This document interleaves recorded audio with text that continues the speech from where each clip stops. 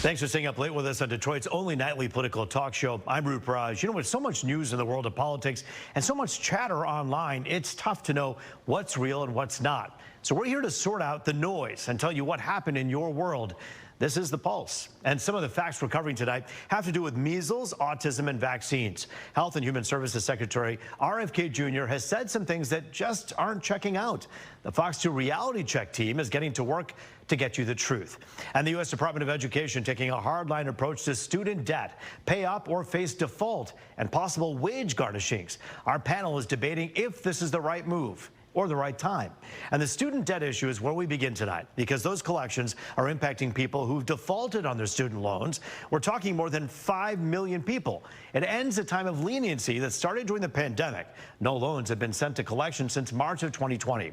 Now, here's the deal. Starting May 5th, the department will start involuntary collection through the Treasury Department's offset program.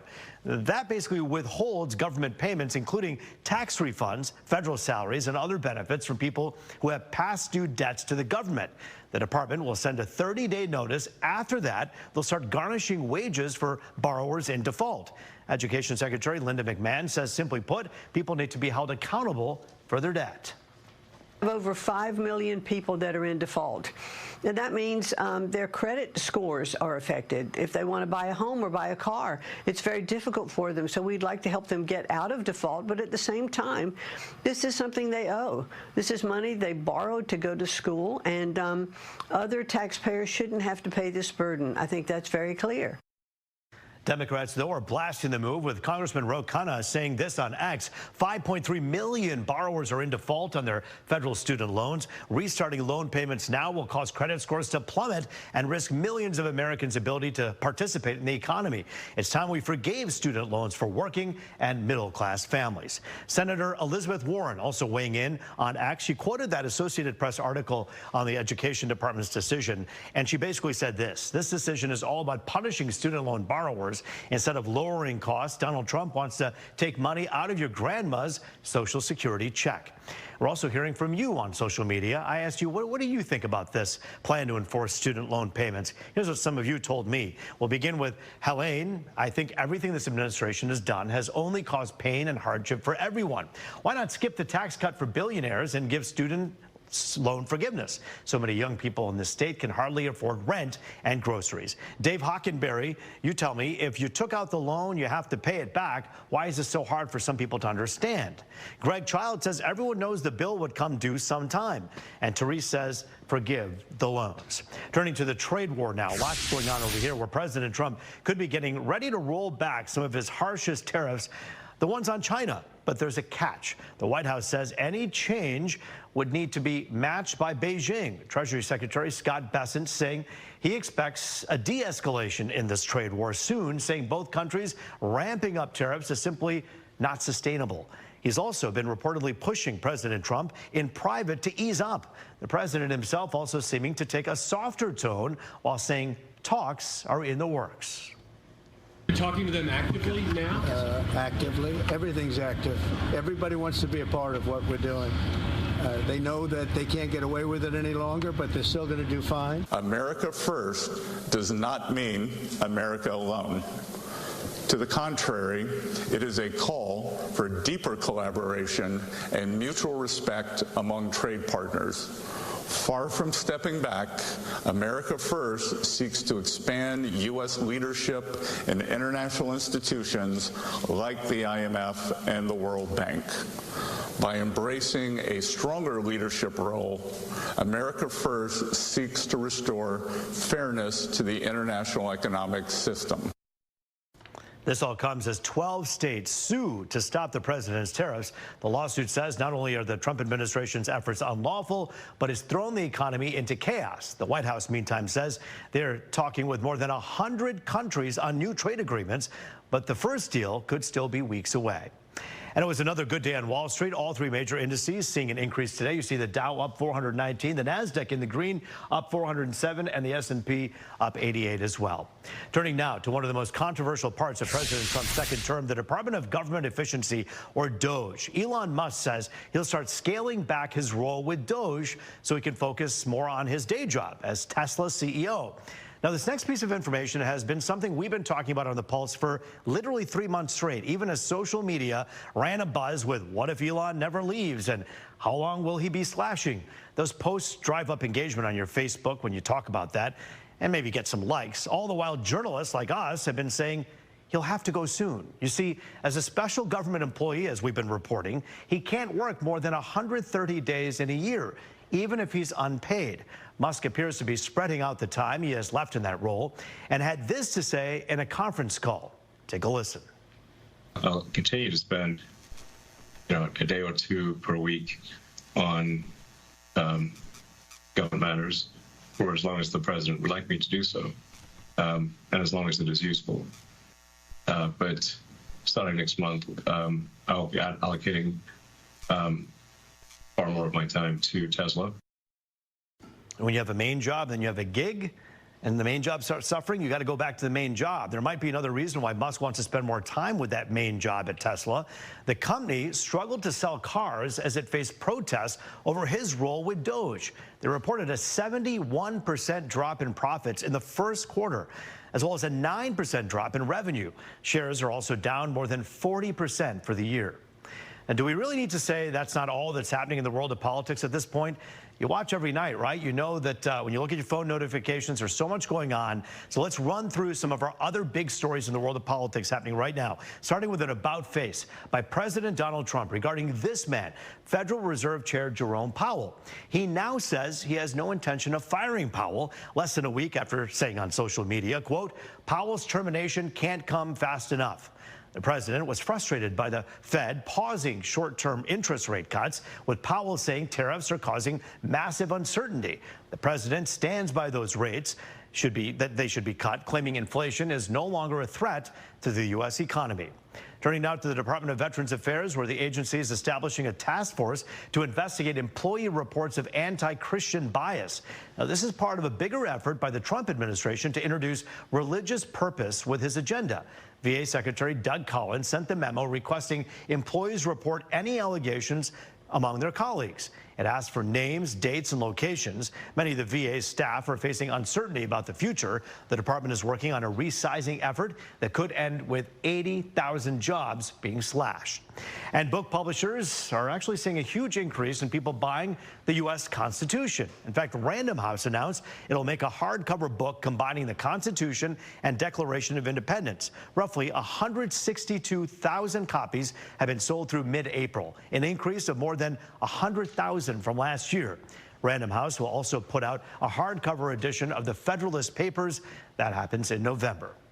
And this is a story that has so many of you talking on social media. The White House working on plans to incentivize more women to have children. The New York Times first reported a list of proposals from the White House, including a $5,000 baby bonus for moms after delivery and reserving 30% of Fulbright program scholarships for people who are married or have kids. You heard Vice President J.D. Vance talk a lot about wanting birth rates to increase during the campaign, but many say the $5,000 would hardly help the cost of raising a child. So let me say very simply, I want more babies in the United States of America. And it is the task of our government to make it easier for young moms and dads to afford to have kids, to bring them into the world, and to welcome them as the blessings that we know they are. You know, some estimates put the average cost of raising a child in America at $23,000. By the time that child is 18, that's $414,000, not accounting for inflation or the cost of college tuition. President Trump said the plan sounds like a good idea. As of last year, the U.S., by the way, ranks 145th in birth rate out of 228.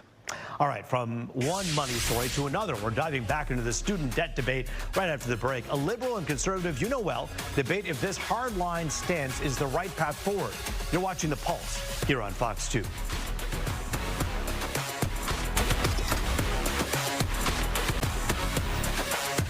Back now on The Pulse, looking at all things people, power, and politics. Joining us now to dive into the student debt debate, former Detroit Federation of Teachers President Keith Johnson and Oakland County GOP Executive Board Member Aaron Tobin. It is so good to see both of you. Thanks for joining us here on The Pulse. Thanks for having us. You know, this is one that obviously, whether you have kids or you don't, everyone has a strong opinion. And you hear people on the conservative side say, hey, The bill has come due. You owe people the money that you said you would pay.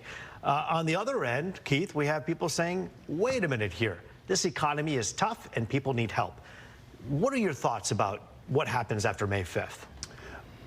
I think that the rush to compel people to start making payments on their student debt, I think it's an extreme measure.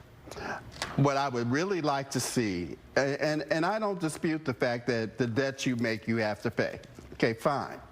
But when you look at the high cost of a college education, I mean, to put it in perspective, undergraduate and graduate school for me didn't come to $20,000. Right. Granted, that was nearly 50 years ago. However, even when you factor in the inflation rate, my college education during that time is minuscule compared to what these kids face today. So what I would like to see, if you're going to set up a system for repayment, then predicated upon their income and their immediate responsibility. Because this type of dramatic action could cause people to have their homes go into foreclosure, ruin their credit rating, ruin their potential for economic growth themselves, either on an individual level or the impact upon the family. I want to unpack this more with you, but I do have, and we'll get to Aaron in a moment here, but the fact that these involuntary collections have been happening before 2020 for years, since 1986. Yes. It's been a rule. If you borrow money, you're supposed to pay it back. COVID is the reason that President Biden decided to put a pause.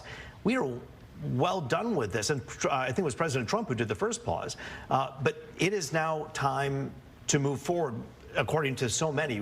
Do you think that that's true? I think there is an element of truth there, but let us not pretend that we have fully recovered from the total impact that COVID had on many families. Keep in mind that some of these people who are in quote unquote default, their jobs were eliminated as a result of COVID. And now, even since President Trump has come into office, you have a number of people who on January 20th had a job, and on January 31st, they were out of a job. And so, Aaron, when you look at this right now, your thoughts on the fact that people are going through tough times, should this be extended further? Is there a way to work with these folks? There is a way to work with these folks. I think the Republican Party is much more has their finger on the pulse of the people in the United States. The Democrats tried to use it to buy votes when President Biden said, "Oh, let's forgive loans," and the Supreme Court said, "You just can't forgive somebody's loans. I can't take a loan that you took out and put it on me." What I would like to see, and I think that there's many programs actually started under President Bush to help pay loans. If you're working for the government, you can get 10 or 20 years to pay your loan. I would like to see these terrible interest rates of 7 to 9% reduced. I think that's something that the Trump administration can do and is working on doing. Bring it down to like the prime rate, which is like 3 or 4%. And in people, in instances where people are suffering, or they can demonstrate that, listen, I'm trying to pay the loan, but it's too expensive, eliminate the interest. What about getting rid of the interest is a good idea. If you can show that you are worthy of this, meaning I have been working to pay my loan, I am not trying to get out of paying my loan, but listen, a relative was sick, I had this instance, I lost my job, and I just returned to the workforce, let's try and get rid of the interest rate. So we know that it was President Trump who first put this pause into effect because of COVID and because of the tough times that everyone was going through. If we argue the fact that people are still going through those tough times, why not keep the pause in your mind?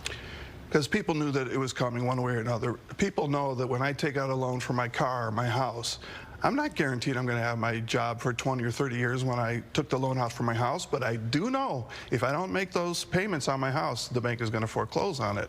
I'm saying let's be compassionate, but on the other hand, we have to say, you owe this money, pay it back. On the other compassionate side, I think the Republican Party, since they're in power, needs to work hard to make it easier for them to pay the loan, even to the point where we have to lower the interest rates to 3% or no %. I think the 7 or 9% is criminal that they're being charged. I think it's interesting, Keith. You bring up an interesting point. And earlier on the streaming show that we do every day here on Fox 2 at 4 o'clock, Jamie Sherrod, the anchor, and I were talking about how this is not an even playing field. one person's college dream is very different from someone else not even being able to think about, much less dream of going, because they don't have the means. And so if they're able to finally go, this is a really tough order and a tall order for a lot of people, right? Therein lies the long-range problem, because you have many people who really have to rely upon student loans in order to be able to go to college. And we're constantly pumping this idea that we want to be the most well-educated, most well-trained nation in the world. But there's a cost to that. And so what I'm concerned with is the long-term effect of being able to get people into college to become our future doctors, lawyers, nurses, teachers, accountants, all these other professions that require a college degree, or even in some of those areas that require a skilled trade, which also has a cost to it. Yeah, so I support Aaron's idea of eliminating the interest. But as I said earlier, let's also factor in the direct responsibilities that people have relative to their income, and come up with a system where they're able to pay it back, but not at the cost of their quality of life. And I want to say one thing myself, and this is my opinion, and I believe this to be true. In the years of reporting I've done in Detroit, it is absolutely ridiculous that there is an elitist sensibility about trade. The people who go to trade schools do not accrue the kind of debt that people who go to traditional schools have, and they have a skill that serves them for life as long as their hands and their minds work well. And they help build this city, the bridges, the buildings, and we should respect them just as much as someone who becomes a doctor or a lawyer, and they don't have as much debt. Try building the LCA without many of those contractors and the those trade skilled schools and the carpenters and all of them are. So how do we tell the people that went to trade school and busted their behinds to build their own businesses or work in a business, or even students that worked weekends, worked nights to pay back their student loans, that now, oh, you know how hard you worked? We're going to give these guys a deal. You're a sucker because you worked so hard. Listen, it's got to be fair. There's a lot of opinions, but I want everyone to know right now, before you get nervous about the May 5th date, there are delinquency. If you're in default, that's one thing. If you're in delinquency and you're about to go under default, you can get forbearance still for a year. There's income-driven repayments. There are solutions out there. You got to go to the website, check it out on the federal student loans website, and hopefully there's some help there on the other end. That's the key, Roop. Yeah. There are mechanisms in place to ease the burden upon you, but you have to do the research. I don't think the homework. Yep. I don't think anybody wants to see somebody's credit rating destroyed for 20 years. We are Americans are compassionate but fair people. So if you took out the loan, pay back the loan. I think what some people are seeing is that there are many that are trying to get out of paying their student loan when they have taken this responsibility. Let's be as fair, as compassionate as possible. Sure. Well, I really appreciate both of your compassion and understanding of this topic and how it impacts so many people on the other end of that camera. So Keith Johnson and Aaron Tobin, good to see you both here on The Pulse. Thanks for joining us. You know, so many claims by the Health and Human Services Secretary about vaccines and measles. Some of them just are not true. The Fox 2 reality check is getting to work. You're watching The Pulse here on Fox 2.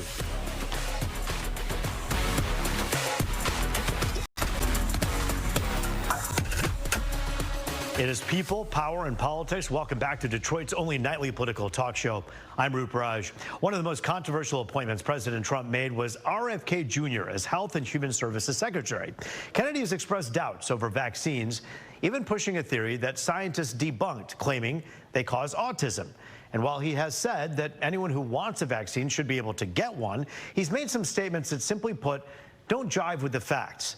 So like we do with any person in power, left or right, we're bringing the Fox 2 reality check to some of RFK Jr.'s statements, starting with this one about autism. The CDC recently did a study which shows 1 in 31 children are diagnosed with autism. RFK said those rates were, quote, 1 in 10,000 when he was a kid. And then he made this statement. A preventable disease. We know it's an environmental exposure. It has to be. Genes do not cause epidemics. They can provide a vulnerability. You need an environmental toxin. Now, while the statement that 1 in 10,000 children were diagnosed with autism in the 20th century is true, it's missing some context. During that time, an autism diagnosis was actually pretty rare. You see, it was only given to kids with severe communication or socialization problems, or those with unusual repetitive behaviors. Now the term is shorthand for a group of milder and related conditions, which are called autism spectrum disorders. That caused the number of kids labeled as having some form of autism to go up. It increased. Now, on top of that, health officials point to those growing numbers as a result of wider screenings and better diagnoses. And the definition of an epidemic is a fast-spreading disease outbreak, which there's no good evidence that autism falls under that definition. Now to this claim about the measles vaccine that Kennedy made on the Fox News program Hannity. Take a listen. There are adverse events from the vaccine. It does cause deaths every year. It causes all the illnesses that measles itself causes, encephalitis and blindness, etc. And so people ought to be able to make that choice for themselves. Now, simply put, this reality check finds this to be true. There's no documented deaths from the measles vaccine in healthy, non-immunocompromised people, period. That's according to the Infectious Diseases Society of America. Now, on top of that, the CDC itself says common side effects are mild. You're thinking things like a sore arm, fever, or maybe a mild rash. There's also a very small risk for febrile seizures in infants that increases as they get older, which is why doctors say they should get the shot as early as possible. And people can have allergic reactions, so the CDC says people allergic to the antibiotic neomycin simply shouldn't get it. Now, staying on the topic of measles, where Kennedy made this claim in an interview with CBS News. Take a listen. You ask, why are we still having measles? We're having measles we're always going to have measles, no matter what happens, as the vaccine wanes very quickly. He says the vaccine wanes very quickly. The vaccine is known to be highly effective and lasts a lifetime for most people. The CDC says adults who don't have evidence of immunity, like healthcare personnel, international travelers, or students in college, should go ahead and get it. That's in addition to getting it as a child. In fact, most measles cases come from outside of the country.